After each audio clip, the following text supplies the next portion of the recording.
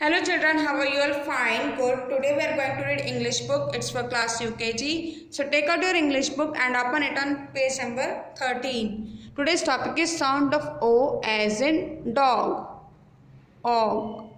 O के बस तो O sound ही करेगा. O. D-O-G dog, G-A-O-G jog, F-O-G fog, H-O-G hog, L-O-G log. C-O-T coat, H-O-T hot, L-O-T lot, D-O-T dot, P-O-T pot. T-O-P top, C-O-P cop, H-O-P hop, P-O-P pop, M-O-P mop. R-O-D rod, C-O-D cod, G-O-D god, N-O-D nod, P-O-D pod.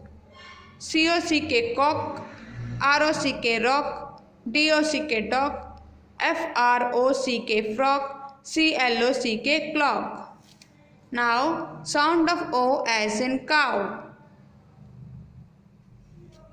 C-O-W cow, H-O-W how, N-O-W now, V-O-W wo, B-R-O-W bro.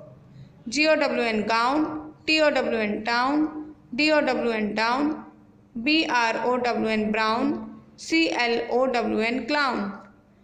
S-O-U-N-D sound, F-O-U-N-D found, R-O-U-N-D round, B-O-U-N-D bound, G-R-O-U-N-D ground.